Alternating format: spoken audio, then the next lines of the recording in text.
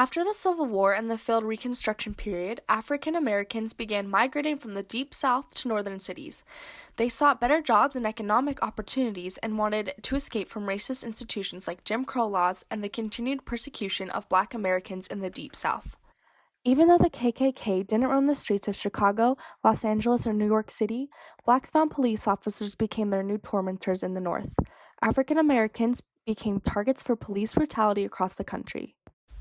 To combat police brutality, Huey Newton and Bobby Seale organized the Black Panther Party for self-defense in Oakland, California in 1966. Newton and Seale saw guns as a source of white power and believed that the arming of African Americans as an oppressed minority was the key to obtaining black power. The Black Panthers' goal was to protect blacks from police brutality, and they used intimidation tactics to do so. Black Panthers openly carried guns and patrolled the streets of Oakland, California. When white police officers detained people of color, the Black Panthers would surround the police from a legal distance to ensure no excessive force was used. The Black Panthers were a highly organized social and political movement, and chapters soon popped up all across the country, connected to the national office in California. The Panthers also developed a manifesto that outlined what the organization fought for. The 10th point sums up the document well. Quote, "We want land, bread, housing, education, clothing, justice, peace, and a people's community control of modern technology." The document also called for an end to police brutality and all wars of aggression.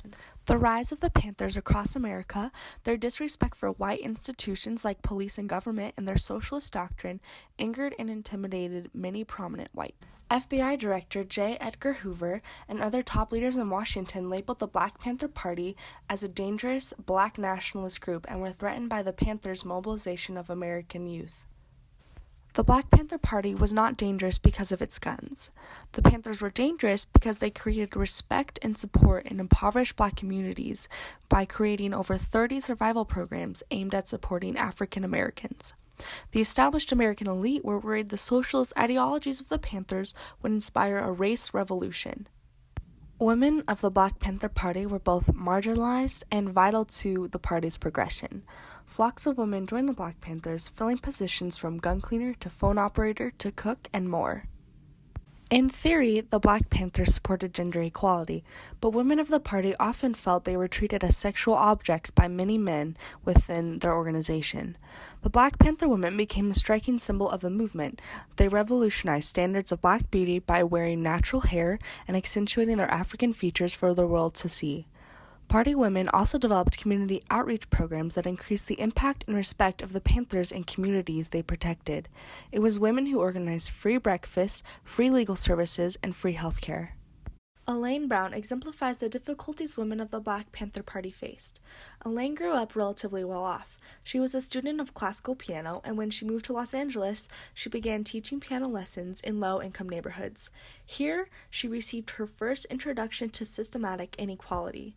After hearing Huey Newton speak, Elaine joined the Black Panthers. Originally joining the party as a rank-and-file member, Brown did everything from cleaning guns to cooking. Her musical background was used in the writing of the party's anthem. However, Elaine faced backlash from male party members who felt threatened by black women in leadership. Despite this, she was appointed the chair of the Black Panther Party in 1974, where she led for 3 years until 1977. Elaine later went on to run for city council. Though she lost, she received 44% of the vote. This was astounding as she ran as a woman from the Black Panther Party. She has continued her activism and now advocates for prison system reform and the end of police brutality. Much of Elaine's work to organize community outreach programs went behind the scenes of the party and in history books. Today, we think of the Panthers as a militant organization. This stereotype ignores the role of women in the party and the true impact the Panthers had. The free services the Panthers offered were extremely effective grassroots methods for change that worked because Elaine Brown and the Black Panther women dedicated their lives to running them. Elaine Brown recognized intersectionality and global feminism in a 1973 address. When speaking of the oppression of women, she noted that the degree of oppression white women faced was not the same as that suffered by black women. The women of the Black Panther movement worked to create a better world for all women of color and lower-income individuals. LGBTQ individuals also found a place in the Panther movement. Huey Newton recognized LGBT struggles, saying that they might be the most oppressed people in the society. The Black Panthers worked to create social dialogue and change female beauty standards. One prominent example was the trend of natural hair. For years, African Americans had altered their hairstyles to fit in with Eurocentric definitions of beauty. The Panthers celebrated their African roots by embracing non-white hairstyles that they used to develop racial identity. This had a lasting impact on fashion and Black culture that is still celebrated today. One prominent example is Beyoncé's Super Bowl performance, where she paid respect to the Panther movement through leather jackets and natural hair. Ultimately, men of the Black Panther movement could not separate themselves from tradition to embrace women's liberation. The hypermasculinity behind the Black Power movement excluded Black women from creating significant strides towards equal treatment. Elaine Brown eventually left the party after realizing Newton and other leaders reinforced harmful gender stereotypes. Though women had made up a majority of the party, their work was often menial and unrecognized. The hypermasculine role of Black men in the Panther movement damaged the progression of Black women.